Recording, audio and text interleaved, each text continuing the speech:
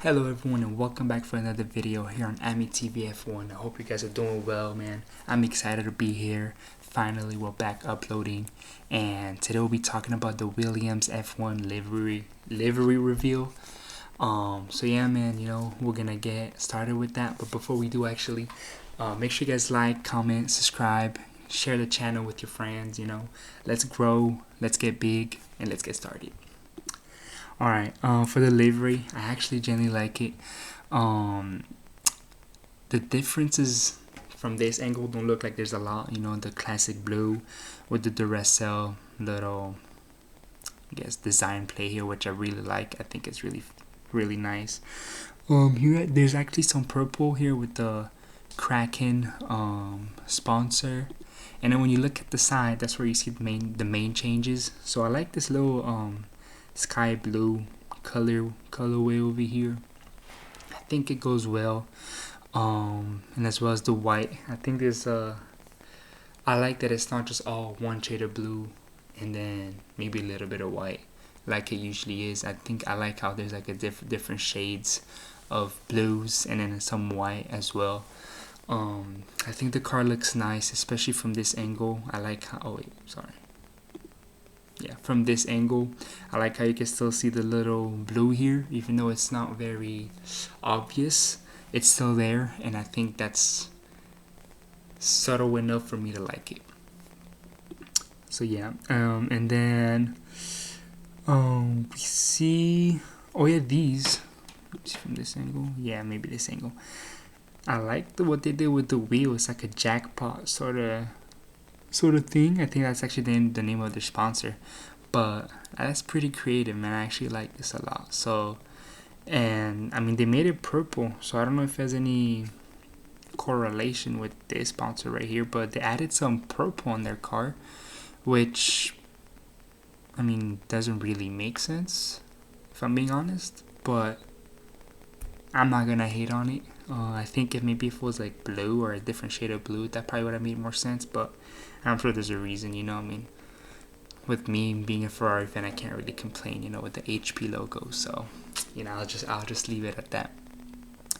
But yeah, man, the livery looks pretty cool. I don't know if it's the best looking one, but it's for sure not the worst looking one.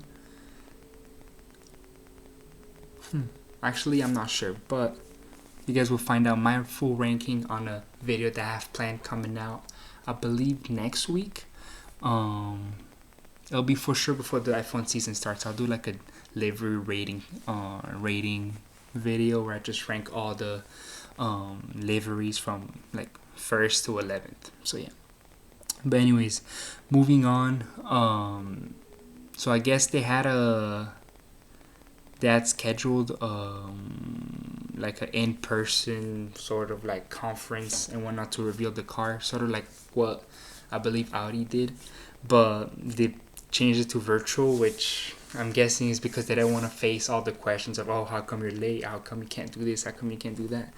So I guess they just kind of wanted to avoid all that and just did a virtual thing that way they could kind of avoid questions, which, I mean, if I'm them, that's kind of smart.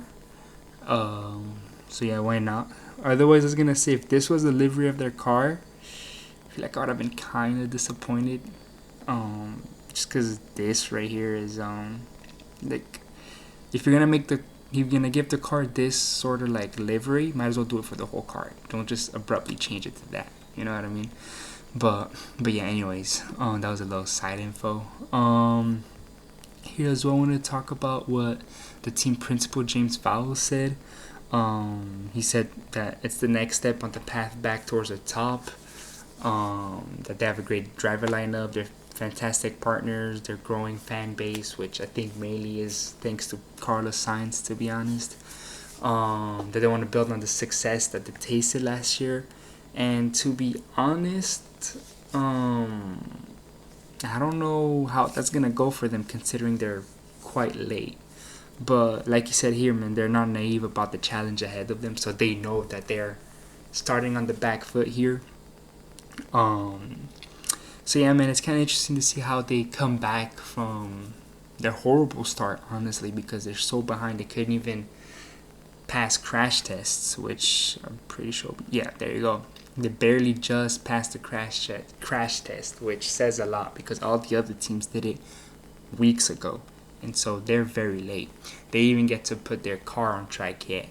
So yeah, man. Even there was a video, I believe, like a couple days ago that dropped about them barely doing the driver's seating setups, which, I mean, that's just, I don't know what happened with them, but it's seems like they're cursed or something, man. But it says that the chassis added significant weight, which I don't know if I should believe that because there was actually a post.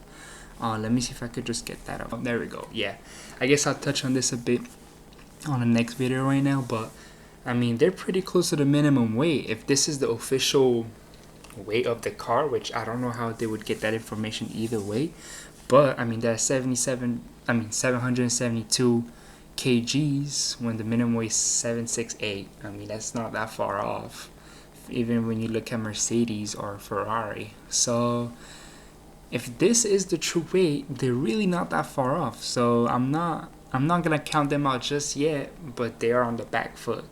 We don't even know how their car is working, if it is working well, if the packaging around the engine is good or not, because we already know the engine's gonna be pretty well, but is the packaging around it gonna be good? So it's gonna be interesting to see. As well, the drivers, they have a lot of getting used to do, but everything's so different now with the way the cars are being driven nowadays. So I mean, it's a lot of things that have to tackle in Bahrain for sure.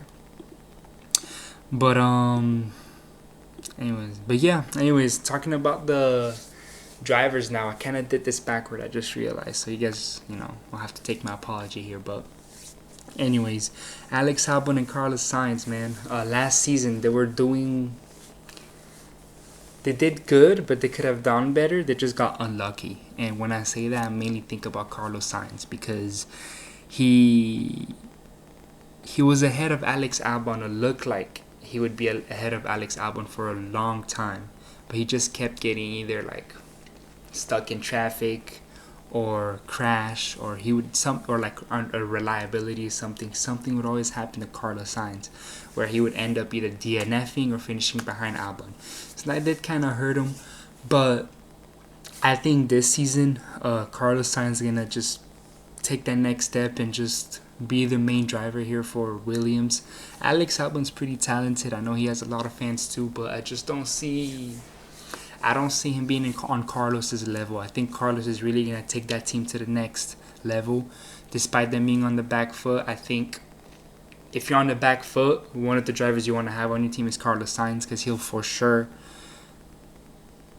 help a lot in bridging the gap from them to the other teams. So, I think Williams is not fully dead. Like, you shouldn't write off their seasons already. But honestly, I think it looks pretty good for them. I think they can still be a pretty solid midfield team. I don't see them being dead last either, which is kind of crazy to say because they're the only team that haven't had their cars out on the track. So I don't know if it's a wild thing to say for me here, but I just don't think they're gonna be the worst car on the grid. But yeah, man, I see Carlos just taking that next step. I see Alex Albon doing pretty good, but I don't see him being as good as Carlos. I think he'll always be a step ahead just because Carlos has that Ferrari experience. He's been with McLaren as well before. Those are like two solid teams. And he's never been like ridiculed by his teammates. And his teammates have been Lando Norris and Charles Leclerc. So he's definitely got what it takes to be up top. And he's shown it and he's proved it. He's got race wins and podiums. Whereas Alex Albon doesn't really got all that on his resume. So yeah, man, I think that this is the year where Carlos Sainz shows us his worth and really sets himself apart from Alex Albon. But yeah, man, we're not gonna make this video too long. There's not too much to say about them other than that we'll see them in Bahrain and hope that they have a solid car under them. But yeah, man, we're gonna go ahead and wrap this video up. thank you guys for watching. I'll be making a video about Barcelona's shakedown review right now actually, so it'll be like a double upload. So make sure you guys watch that after this video, or you watch the other video first then watch this one after. So however you do it, just watch both of them. But yeah, man, you know, thank you guys for watching. I hope you guys liked it. If you guys did, make sure you know, comment, subscribe, do all that stuff, you know, share the channel. And yeah, man, I'll see you guys soon, man. Peace.